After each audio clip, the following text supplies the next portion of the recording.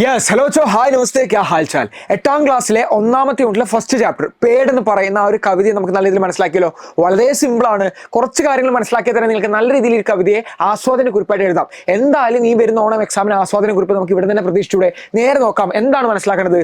പേഡ് എന്ന് പറയുന്നത് സുശീൽ ശുക്ല ദ്വാര രചിത്, സുശീൽ ശുക്ലജി എഴുതിയിട്ടുള്ള ഒരു കൽപ്പനശീൽ കവിത ഹെ. ഓക്കെ, അത്രയും കൽപ്പനശീലായിട്ടുള്ള ഒരു ക്രിയേറ്റീവ് ആയിട്ടുള്ള കവിതയാണ് പേഡ് എന്ന് പറയുന്നത്. ഓക്കെ, പേഡ് എന്ന് പറയുന്നത് ആരാണ് എഴുതിയത്? സുശീൽ ശുക്ലാണ്. സുശീൽ ശുക്ല എഴുതിയിട്ടുള്ള പേഡ് കവിതയാണ് നമ്മൾ പഠിക്കുന്നത്. നോക്കിക്കോ, जो हमें क्या है कविता है जो हमें पेड़ों को देखने का नया नजरिया. ഓക്കെ, ആ കവിത നമ്മൾ എന്താണ് ചെയ്യിപ്പിക്കുന്നത്? ആ കവിത വായിക്കുന്നതിലൂടെ നമുക്ക് എന്താണ് കിട്ടുന്നത്? പേടോं को देखने का नया नजरिया, മരങ്ങളെ നോക്കിക്കാണ്ട ഒരു പുതിയ പോയിന്റ് ഓഫ് വ്യൂ അല്ലെ. സോ जो हमें पेड़ों को देखने का नया नजरिया देती है, മരങ്ങളെ ഒരു പുതിയ രീതിയിൽ നോക്കിക്കാണാൻ. എന്താണ് പുതിയ രീതിയിൽ നോക്കിക്കാണുന്നത്? അതിന്റെ അർത്ഥം നോക്കിയാലോ, വരാം. ഓക്കെ, എന്താണ് കവി പേടോं को संबोधित करते हुए कहते हैं, കവി മരങ്ങളെ എന്താണ് സംബോധന ചെയ്യുന്നത്? എന്താണ് വിളിക്കുന്നത് മരങ്ങളെ? പേട് തും പേട് നിഹി തും ദർജി ഹേ, മരമേ നീ മരമല്ല, നീ ഒരു തയ്യൽക്കാരനാണ്. ദർജി എന്ന് പറഞ്ഞാൽ എന്താടാ? തയ്യൽക്കാരനെയാണ് പറയാ. സോ ദർജി കാ മത്ലബ് ക്യാ ഹോता है ബच्चों? തയ്യൽക്കാരനെയാണ്, ടൈലറിനെയാണ് പറയുന്നത്. ഓക്കെ, ഒരു തയ്യൽക്കാരനായിട്ടാണ് കവി എന്ത് ചെയ്യുന്നത്? ആരെ കാണുന്നത്? നമ്മുടെ മരത്തെ കാണുന്നത്. Simple humble. ഓക്കെ, സോ ഒരു ദർജി ആയിട്ടാണ്, ഒരു തയ്യൽക്കാരനായിട്ട്. മരമേ you are not paid. Okay, മരമേ you are not paid. Okay, നീ മരമല്ല, മറിച്ച് നീ ഒരു തയ്യൽക്കാരനാണെന്നാണ് കവി പറയുന്നത്. ഓക്കെ, സോ വേ പേഡ് की तुलना एक दर्जी से करते हैं. അത്ര മാത്രമേ ഉള്ളൂ. കവി എന്താണ് ചെയ്യുന്നത്? മരത്തെ ഒരു തയ്യൽക്കാരനായിട്ടാണ് കമ്പയർ ചെയ്യുന്നത്. സോ ഇതുവരെ ഈ വീഡിയോ ലൈക്ക് അടിക്കാത്തവരാണെങ്കിൽ ഒന്ന് ലൈക്ക് അടിച്ചോ. 8ാം ക്ലാസ് പഠിക്കുന്ന നിങ്ങളുടെ സുഹൃത്തുക്കൾക്ക് ഒന്ന് ഷെയർ ചെയ്തോ. വളരെ സിമ്പിൾ ആയിട്ടൊരു കാര്യമാണ് ഈ ഒരു പാഠഭാഗം അല്ലെ. ഇനി എന്ത് ചെയ്യാം? ഒന്നുകൂടെ ഞാൻ പറഞ്ഞു തരണോ? ഒന്നുകൂടെ ഡൗട്ട് ഉണ്ടെങ്കിൽ ഒന്നുകൂടെ ഞാൻ പറഞ്ഞുതരാം. സുശീൽ ശുക്ല എഴുതിയിട്ടുള്ള ഒരു കൽപ്പനശീലായിട്ടുള്ള വളരെ ക്രിയേറ്റീവ് ആയിട്ടുള്ള ഒരു കവിതയാണ് പേഡ് എന്ന് പറയുന്നത്. ഇതിൽ പേഡിന് മരത്തെ ഒരു പുതിയൊരു പോയിന്റ് ഓഫ് വ്യൂവിൽ, ഒരു ദൃഷ്ടികോണിൽ നോക്കിക്കാണാനാണ് നമ്മളെ പഠിപ്പിക്കുന്നത്. നമ്മൾ മരത്തെ എപ്പോഴും കാണുന്നത് എന്താ? വെറുതെ എന്താണ്, മരമുണ്ട്, തൊട്ടടുത്തൊക്കെ ഉണ്ട്, അതിലെന്തൊക്കെ ഉണ്ടാവും? നല്ല പൂക്കളും അതുപോലെ തന്നെ ഫലങ്ങളും ഒക്കെ തരുന്ന ഒരുപാട് ചെടികളും പ്ലാന്റ്സും അതുപോലെ തന്നെ ട്രീസും ഒക്കെ നമ്മുടെ ചുറ്റുപാടുമുണ്ട്. പക്ഷെ അതിനൊക്കെ ഉപരി മരത്തെ തയ്യൽക്കാരനായിട്ടാണ് കവി കാണുന്നത്. കവി തന്റെ പോയിന്റ് ഓഫ് വ്യൂവിൽ എന്തായിട്ടാണ്? കവിക്ക് തയ്യൽക്കാരനായിട്ടാണ് മരത്തെ കാണുന്നത്. ഓക്കെ, ഒരു തയ്യൽക്കാരൻ എന്താണ് ചെയ്യുക? വ്യത്യസ്തമായിട്ടുള്ള ഇതുപോലെ ഡ്രസ്സുകളുടെ എന്ത് ചെയ്യും, ഇതുപോലെ മെറ്റീരിയൽ ഒക്കെ കിട്ടും. ആ മെറ്റീരിയൽ ഒക്കെ യൂസ് ചെയ്തുകൊണ്ട് അദ്ദേഹം എന്ത് ചെയ്യുന്നു? ഒരു പുതിയൊരു വസ്ത്രം തയ്പ്പിച്ചു. നല്ല ഇതുപോലത്തെ ഒരു വസ്ത്രം. യെസ് ये क्या वस्त्र है भाई? ये क्या वस्त्र है? छोड़ दो, एक बेहतर, ये तो पैंट में खरीद ला. ओके, मुझे पैंट वरക്കാൻ അറിയാം. Okay, this is pant. Okay, so which is what ever, ഏതാണ് ഒരു ഷർട്ടോ പാന്റ്, ദാറ്റ്സ് ഓക്കെ. ഒരു തയ്യൽക്കാരൻ എങ്ങനെയാണ് ഒരു ഷർട്ടും പാന്റൊക്കെ അടിച്ചു തരുന്നില്ലേ?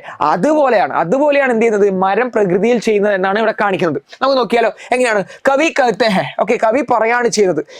ഓക്കെ, സോ जो सुई धागे से बिना प्रकृति का सबसे सुंदर निर्माण करते हैं. അതിന്റെ കൂടെ കവി ഒന്നുകൂടെ പറയുന്നുണ്ട്, തയ്യൽക്കാരനെ സംബന്ധിച്ച് എന്ത് വേണം? സുയിയും ധാഗയും. സുയി എന്ന് പറഞ്ഞാൽ എന്താണ്? സുയി എന്ന് പറഞ്ഞാൽ സൂചിയാണ്. ധാഗെ എന്ന് പറഞ്ഞാൽ എന്താണ്? ധാഗെ എന്ന് പറഞ്ഞാൽ നൂലാണ്. ഓക്കെ, സുയി എന്ന് പറഞ്ഞാൽ സൂചിയാണ്, ധാഗെ എന്ന് പറഞ്ഞാൽ നൂലാണ്. ഇത് രണ്ടും ഇല്ലാതെ എന്ത് ചെയ്യാൻ സാധിക്കത്തില്ല? അവർക്ക് സുന്ദരമായിട്ടുള്ള ഒരു പ്രകൃതിയിൽ സുന്ദരമായിട്ടുള്ള സാധനങ്ങൾ സൃഷ്ടിക്കാൻ വേണ്ടിയിട്ട് മരത്തിന് സൂചി നൂലൊന്നും വേണ്ട എന്നൊരു കാര്യമാണ് കവിയുടെ പറയുന്നത്. സിമ്പിൾ. കവി പേടോനെ പക്ഷിയോं के लिए घोंसले सिले है. കവി പറയാണ് പക്ഷികൾക്ക് വേണ്ടിയിട്ടും അതുപോലെ തന്നെ ജീവജാലങ്ങൾക്ക് വേണ്ടിയിട്ടുള്ള ആശ്രയമാണ്. അല്ലെങ്കിൽ എന്താണ് ഇവിടെ പറഞ്ഞത്? പേട് പക്ഷിയോं के लिए घोंसले सिले है. മരം പക്ഷികൾക്ക് വേണ്ടിയിട്ട് ഒരു കൂട് തുന്നിയിട്ടുണ്ട്. കാരണം മരത്തിൽ കൂടുകൾ നമുക്ക് കാണാം. അവർ ഹമാരെ ലിയെ താസി ഹവായെ സിലിയെ, നമുക്കൊക്കെ വേണ്ടി തണുത്ത കാറ്റുകൾ ആര് തരുന്നുണ്ട്? കാരണം നമുക്കറിയാം ചൂടുള്ള സമയത്ത് എന്ത് ചെയ്യുന്നുണ്ട്? ഈ ഒരു ഓക്സിജൻ റിലീസ് ചെയ്യുന്നതും കാർബൺ ഡൈ ഓക്സൈഡ് അബ്സർവ് ചെയ്യുന്നു, ഓക്സിജൻ റിലീസ് ചെയ്യുന്നു, ഇതൊക്കെ മരമാണ് ചെയ്യുന്നത്. അൾട്ടിമേറ്റ്ലി കംപ്ലീറ്റ്ലി പ്രകൃതിയുടെ ഒരു ക്രിയേഷൻ തന്നെ ആര് ചെയ്യുന്നുണ്ട്? മരം ചെയ്യുന്നുണ്ട് എന്നാണ് നമുക്കിവിടെ കാണാൻ സാധിക്കുന്നത്. ഓക്കെ, സെറ്റ് അല്ലേ? ധൂപ് ഓർ ഛായക്കോ ഖേൽ ഭി ദർജി കാ കാം ജൈസാ ഹൈ. വെയിലിന്റെയും അതുപോലെ തന്നെ എന്താണ്? ഛായ, നിഴലിന്റെ ഒക്കെ കളി നമ്മുടെ ആരുടെയാണ്? ദർജിക്ക് കാം ജൈസാ ഹൈ. ദർജിയുടെ ഒരു ജോബ് പോലെയായിട്ടാണ് ഇവിടെ പറയുന്നത്. ധൂപ് രൂപി കപ്പടെ പർ, വെയിലാകുന്ന വസ്ത്രത്തിൽ. ഓക്കെ, വെയിലാകുന്ന ആ ഒരു വസ്ത്രത്തിൽ ഛായാക്കി കത്രണേ. ഓക്കെ, വെയിലാകുന്ന വസ്ത്രത്തിൽ. ഓക്കെ, മരത്തിലേക്ക്, ഇത് മരമാണെങ്കിൽ മരത്തിൽ എന്തുണ്ട്? വെയിലടിക്കുന്ന സമയത്ത്, ഓക്കെ, ഒരു വെയിലൊക്കെ ഇങ്ങനെ അടിക്കുന്ന സമയത്ത് ഇതിന്റെ എന്ത് ചെയ്യുന്നുണ്ട്? ചിലതൊക്കെ ഇവിടെ തട്ടി റിഫ്ലക്ട് ചെയ്തൊക്കെ പോകും, ചിലതൊക്കെ എയറിൽ തട്ടി. പക്ഷെ ചിലതൊക്കെ ഉണ്ടാവും ഭൂമിയിൽ പതിക്കും അല്ലെ. വെളിച്ചം എവിടെ നിന്നും റിഫ്ലക്ട് ചെയ്യാതെ ഭൂമിയിൽ പതിച്ചു കഴിഞ്ഞാൽ നമുക്കറിയാം അവിടെ ഇങ്ങനെ ഡ്രസ്സിന്റെ പീസൊക്കെ വീണ പോലെ ഇങ്ങനെ ഉണ്ടാവും. കാരണം അവിടെ ഒരു എന്തുണ്ടാവും? ഒരു വോയിഡ്സ് പോലെയായിട്ട് നമുക്ക് കാണാൻ സാധിക്കും. എല്ലായിടത്തും സൂര്യപ്രകാശം ഉണ്ടാവണമെന്നില്ല. കാരണം എന്ത് ചെയ്യുന്നുണ്ട്, ഇലകളിലേക്കിടയ്ക്ക് പോകുമ്പോൾ സൂര്യപ്രകാശം എത്തും, അല്ലാത്തതൊക്കെ തട്ടി റിഫ്ലക്ഷൻ ചെയ്യും. ആ ഒരു ഭൂമി ഓക്കെ, ആ ഒരു വെയിലിനെ എന്തായിട്ടാണ് പറയുന്നത്, വസ്ത്രങ്ങൾ. തയ്യൽക്കാരൻ വസ്ത്രം തുന്നുവാണെങ്കിൽ ചെറിയ ചെറിയ പീസുകളൊക്കെ നിലത്ത് വീഴത്തില്ലേ, അതുപോലെയാണ് കവി വർണ്ണിക്കുന്നത്. എന്തൊരു ക്രിയേറ്റിവിറ്റി അല്ലേ കവിയുടെ, ഒന്ന് ചിന്തിച്ചു നോക്കിയേ. ഓക്കെ, സോ ഇത്രമാത്രമേ ഉള്ളൂ. ഒരു മരത്തിലേക്ക് കൂടി വെയിലടിക്കുന്ന സമയത്ത് ചിലതൊക്കെ തട്ടി റിഫ്ലക്ട് ചെയ്ത് പോകും, പക്ഷെ ചിലതൊക്കെ ഭൂമിയിൽ പതിക്കും. അപ്പൊ ഭൂമിയിൽ പതിച്ച വെയിലൊക്കെ നമ്മൾ നോക്കുന്ന സമയത്ത് ഫുള്ളായിട്ട് വെയിലില്ല. കാരണം എന്തുണ്ട്, ബാക്കിയൊക്കെ റിഫ്ലക്ട് ചെയ്തിട്ടുണ്ട്. അപ്പൊ അതിങ്ങനെ കാറ്റൊക്കെ അടിക്കുമ്പോൾ നോക്കി ഇങ്ങനെ കാണാല്ലേ ആ ഒരു നിഴൽ ഇങ്ങനെ ഇതാവുന്നത്. അത് കവി തന്റെ ഇമാജിനേഷനിലൂടെ പറയാണ്.